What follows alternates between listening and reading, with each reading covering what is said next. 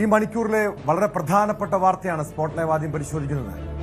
ശബരിമല സ്വർണ്ണക്കൊള്ളക്കേസ് അന്വേഷിക്കാൻ കേന്ദ്ര ഏജൻസികൾ എത്തുന്നു. ശബരിമല സ്വർണ്ണക്കൊള്ളയിൽ എൻഫോഴ്സ്മെന്റ് ഡയറക്ടറേറ്റ് കേസെടുത്തിരിക്കുകയാണ്. ECIR രജിസ്റ്റർ ചെയ്തു. കള്ളപ്പണം വെളുപ്പിക്കൽ നിരോധന നിയമപ്രകാരമാണ് കേസെടുത്തിരിക്കുന്നത്. മറ്റെന്തൊക്കെ കാര്യങ്ങളായിരിക്കും അന്വേഷണ പരിധിയിൽ വരിക? വിശദമായി പരിശോധിക്കുകയാണ് ആജ്ഞ രവീന്ദ്രൻ ചേരുന്ന വിവരങ്ങളുമായി. ആജ്ഞ, നേരത്തെ തന്നെ ഈ ശബരിമല സ്വർണ്ണക്കൊള്ള, അതിന് പിന്നിൽ അന്തർ സംസ്ഥാന ബന്ധമുണ്ട്, അന്താരാഷ്ട്ര ബന്ധമുണ്ട് തുടങ്ങിയ കാര്യങ്ങൾ കണ്ടെത്തിയിരുന്നു. ഇതിന്റെ അടിസ്ഥാനത്തിൽ കേന്ദ്ര ഇന്റലിജൻസ് ബ്യൂറോ തന്നെ റിപ്പോർട്ട് സമർപ്പിച്ചത് ഈ കേസ് അന്വേഷിക്കാൻ കേന്ദ്ര ഏജൻസികൾ എത്തണമെന്നാണ്. പക്ഷേ അതിനുശേഷം പ്രത്യേക അന്വേഷണ സംഘം ഹൈക്കോടതിയിൽ സമർപ്പിച്ച ഉൾപ്പെടെ വ്യക്തമാക്കിയ കാര്യം CBI ഈ കേസ് അന്വേഷിക്കാൻ വരേണ്ടതില്ല, കാരണം ഇതിന് അന്തർ സംസ്ഥാന ബന്ധം മാത്രമാണുള്ളതെന്നാണ്. പക്ഷേ ഈ കേസിന്റെ ഒരു സ്വഭാവം, അതായത് അന്താരാഷ്ട്ര വിഗ്രഹ കള്ളക്കടത്ത് സംഘത്തിനടക്കം ഇതിന് ബന്ധമുണ്ടെന്ന് നേരത്തെ കോടതി ഉൾപ്പെടെ നിരീക്ഷിച്ചതാണ്, ആ രീതിയിലുള്ള സംശയം പ്രകടിപ്പിച്ചതാണ്. അതിന്റെ അടിസ്ഥാനത്തിൽ അന്വേഷണം നടക്കുന്നുണ്ട്. പല ഉന്നതരിലേക്കും അന്വേഷണം നീങ്ങുന്നു. അതിന്റെ തൊട്ടു പിന്നാലെയാണ് ഇപ്പോൾ വളരെ പ്രധാനപ്പെട്ട ഒരു വാർത്ത കൂടി വരുന്നു. അതായത് തന്ത്രിയെ SIT കസ്റ്റഡിയിൽ എടുത്തിരിക്കുന്നു എന്ന വളരെ പ്രധാനപ്പെട്ട വാർത്ത കൂടി പുറത്തു വരുന്നു. ആദ്യം എൻഫോഴ്സ്മെന്റ് ഡയറക്ടറേറ്റ് ശബരിമല സ്വർണ്ണക്കൊള്ള കേസ് അന്വേഷിക്കാൻ എത്തുന്നതുമായി ബന്ധപ്പെട്ട വിവരങ്ങളിലേക്കാണ്. ആജ്ഞ, എന്തൊക്കെയായിരിക്കും അന്വേഷണ പരിധിയിൽ വരിക?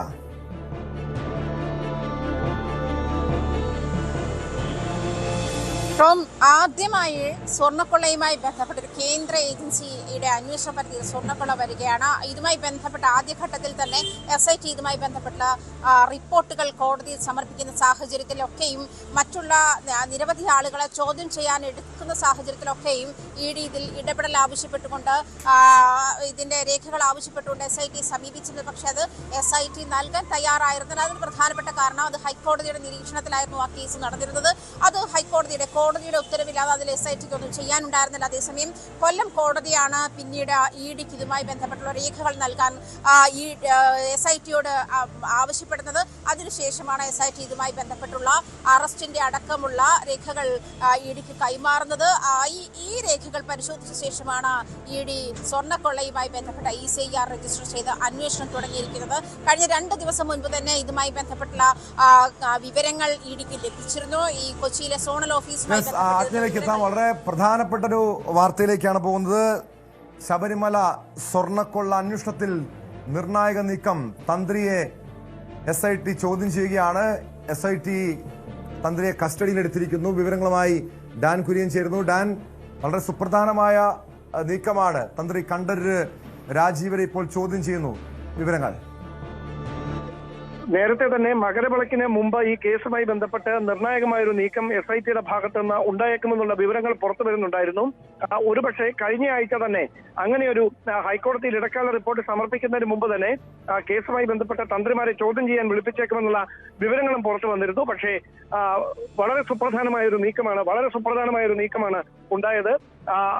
അങ്ങനെയാണ് ചോദ്യം ചെയ്യാനായി തന്ത്രി കണ്ഠരര് രാജീവരെ ക്രൈംബ്രാഞ്ച് വിളിച്ചു വരുത്തിയത്. തുടർന്ന് വിശദമായ ചോദ്യം ചെയ്യലിന് ശേഷം ഇപ്പോൾ കസ്റ്റഡിയിൽ എടുത്തിരിക്കുകയാണ് എന്ന വിവരമാണ് നമുക്ക് ലഭിക്കുന്നത്. ഉണ്ണികൃഷ്ണൻ പോറ്റിയെ ശബരിമലയിൽ എത്തിച്ചതിന് പിന്നിൽ തന്ത്രിക്ക് കൃത്യമായ ഒരു പങ്കുണ്ട് എന്ന് ശരിവെക്കുന്ന തരത്തിലുള്ള വിവരങ്ങൾ ദേവസ്വം വിജിലൻസിന്റെ അന്വേഷണത്തിലാണ് ആദ്യം കണ്ടെത്തിയത്. അതിനുശേഷം പ്രത്യേക അന്വേഷണ സംഘം ഈ കേസിന്റെ മറ്റ് വശങ്ങളിലേക്ക് കടക്കുകയും ഹൈക്കോടതിയിൽ ഇതുമായി ബന്ധപ്പെട്ട ചില പ്രധാനപ്പെട്ട വിവരങ്ങൾ തെളിവുകളുടെ അടിസ്ഥാനത്തിൽ കൈമാറുകയും ചെയ്തിരുന്നു. അപ്പോൾ മുതൽ തന്നെ തന്ത്രി കണ്ഠരര് രാജീവർക്ക് ഈ കേസുമായി ബന്ധമുള്ള ഈ വിവാദ സ്പോൺസർ ഉണ്ണികൃഷ്ണൻ പോറ്റിയുമായി വളരെ അടുത്ത ബന്ധമുണ്ടെന്ന് വ്യക്തമാകുന്ന സാഹചര്യം ഉണ്ടായിരുന്നു. പോറ്റിയുമായി പല സ്ഥലങ്ങളിലും സന്ദർശനം നടത്തിയിട്ടുണ്ട് ഇദ്ദേഹം എന്നും തന്ത്രി കണ്ഠരര് രാജീവരെന്നും നേരത്തെ തന്നെ മാത്രം ഒരു കടുത്ത നടപടിയിലേക്ക് കടന്നാൽ മതി എന്നൊരു തീരുമാനത്തിലായിരുന്നു ഉദ്യോഗസ്ഥർ. അങ്ങനെ സുപ്രധാനമായ ഒരു ചോദ്യം ചെയ്യൽ, അതിനൊടുവിൽ കസ്റ്റഡിയിൽ എടുക്കുന്ന സാഹചര്യത്തിലേക്കൊക്കെ കാര്യങ്ങൾ എത്തിയിരിക്കുന്നത്. അങ്ങനെയെങ്കിൽ തുടർ നീക്കങ്ങൾ എന്താകുമെന്നതാണ് ശ്രദ്ധേയമായിട്ടുള്ള കാര്യം. അറസ്റ്റ് രേഖപ്പെടുത്തുന്ന തരത്തിൽ എത്തുമോ? ഇത് സ്വാഭാവികമായ നടപടിക്രമങ്ങൾ മാത്രമാണോ അതിന് ബാക്കിയാകുന്നത് എന്നതൊക്കെ ഇനി അറിയാനുണ്ട്. എന്തായാലും ഈ കേസുമായി ബന്ധപ്പെട്ട ഏറ്റവും പ്രധാനപ്പെട്ട ഒരു നീക്കമാണ് പ്രത്യേക അന്വേഷണ സംഘത്തിന്റെ ഭാഗത്ത് നിന്ന് ഇപ്പോൾ ഉണ്ടായിരിക്കുന്നത്. വൈകാതെ തന്നെ കേസുമായി ബന്ധപ്പെട്ട് പ്രധാനപ്പെട്ട ചില അറസ്റ്റ് കൂടി നടന്നേക്കുമെന്നുള്ള സൂചനകളുണ്ട്. അത് രാഷ്ട്രീയമായി ഉന്നത ബന്ധമുള്ളവരാണോ അതോ അതിനപ്പുറത്തേക്ക് മറ്റേതെങ്കിലും തരത്തിൽ ഈ ശബരിമലയിലെ ആത്മീയ കാര്യങ്ങളിൽ ഇടപെട്ടിരുന്നവരാണോ? ഈ കാര്യങ്ങളിലാണ് ഒരു വ്യക്തത കൈവരാനുള്ളത്. എന്തായാലും വളരെ പ്രധാനപ്പെട്ട ഒരു നീക്കം കേസുമായി ബന്ധപ്പെട്ട ഉണ്ടായിരിക്കുന്നു.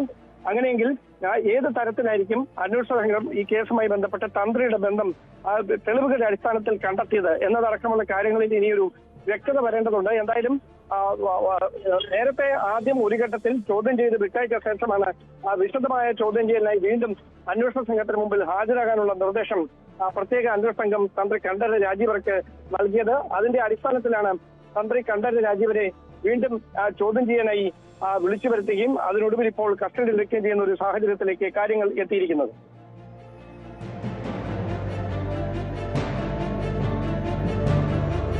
യെസ്, വളരെ സുപ്രധാനമായ നീക്കമാണ്. തന്ത്രി കണ്ഠരര് രാജീവരെ SIT ചോദ്യം ചെയ്യുന്ന SIT അല്പസമയം മുമ്പാണ് കസ്റ്റഡിയിലെടുത്തത്. വിശദമായി ചോദ്യം ചെയ്യുകയാണ്. TG സജിത്ത് കൂടി ചേരുന്നു ന്യൂസ് ഡെസ്കിൽ നിന്ന് വിവരങ്ങളുമായി. സജിത്ത്, നേരത്തെ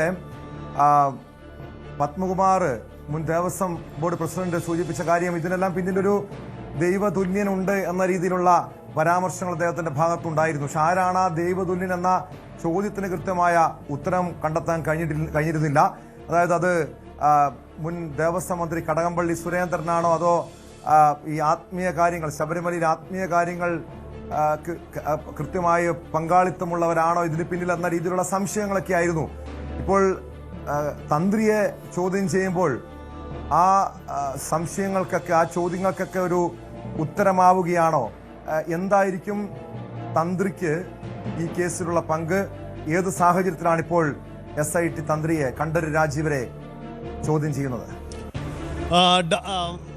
ടോം, ഇതിൽ ഏറ്റവും സുപ്രധാനമായൊരു നീക്കത്തിലേക്ക് SIT പ്രത്യേക അന്വേഷണ സംഘം കടന്നു എന്നത് തന്നെയാണ് ഇതിൻ്റെ പ്രത്യേകത. യഥാർത്ഥത്തിൽ ഇത് പ്രതീക്ഷിച്ചിരുന്നതാണ്. കാരണം തന്ത്രിയിലേക്ക് എത്താതെ പറ്റില്ല അന്വേഷണ സംഘത്തിന് എന്നതാണ് ഈ കേസിൻ്റെ അന്വേഷണ വഴികൾ.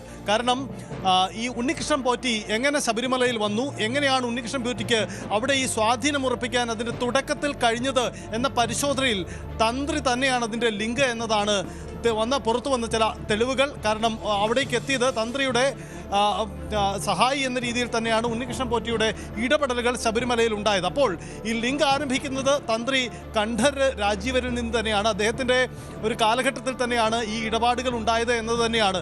ഈ കാര്യങ്ങൾ മുമ്പ് കണ്ഠരര് രാജീവർ തന്നെ ഉണ്ണികൃഷ്ണൻ പോറ്റിയെ അറിയാം എന്ന കാര്യമൊക്കെ പറഞ്ഞിട്ടുള്ളതാണ്. മുമ്പ് ഒരു ഘട്ടത്തിൽ അന്വേഷണ സംഘം കണ്ഠരര് രാജീവരിൽ നിന്നും ചില വിവരങ്ങൾ തേടുകയും അദ്ദേഹത്തിൻ്റെ വീട്ടിൽ നിന്ന് വിവരം തേടുകയും ചെയ്തതാണ്.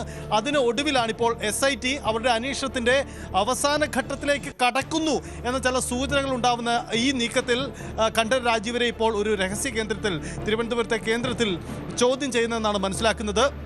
ഈ ചോദ്യം ചെയ്യൽ അറസ്റ്റിലേക്ക് നീങ്ങുമോ എന്ന പ്രധാനപ്പെട്ട കാര്യമാണ് നമുക്ക് മുന്നിൽ അറിയാനുള്ളത്. അതിൻ്റെ ചില സൂചനകളും നമുക്ക് മുന്നിലേക്ക് വരുന്നുണ്ട്. എന്തായാലും വളരെ സുപ്രധാനമായൊരു നീക്കമാണ്.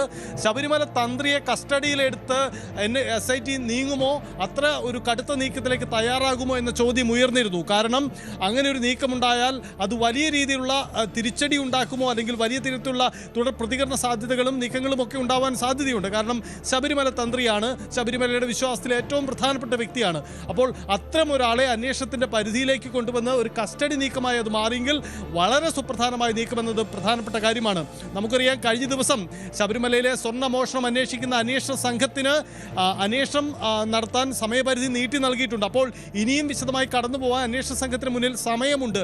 ആ കടന്നു പോവേണ്ടത് സ്വാഭാവികമായും ഈ വഴികളിലൂടെയാണ് എന്നതാണ് പ്രധാനപ്പെട്ട കാര്യം. കാരണം ഈ ശബരിമലയിലെ ദേവസ്വം ബോർഡുമായി ബന്ധപ്പെട്ട ദേവസ്വം ഭരണാധികാരികൾ, അന്നത്തെ ദേവസ്വം പ്രസിഡന്റ്, അതിൻ്റെ ഭരണസമിതി അംഗങ്ങൾ, ഒപ്പം തന്നെ ഉദ്യോഗസ്ഥ പ്രമുഖരൊക്കെ അന്വേഷണത്തിൻ്റെ പല നാളുകളിലായി അന്വേഷണ സംഘത്തിൻ്റെ കസ്റ്റഡിയിലും അറസ്റ്റിലും കോടതി ജയിലുകളിലുമൊക്കെയാണ്. പക്ഷേ തന്ത്രിയിലേക്ക് എന്തുകൊണ്ട് അന്വേഷണം എത്തിയില്ല എന്ന വലിയ പ്രധാനപ്പെട്ട ചോദ്യമുണ്ട്.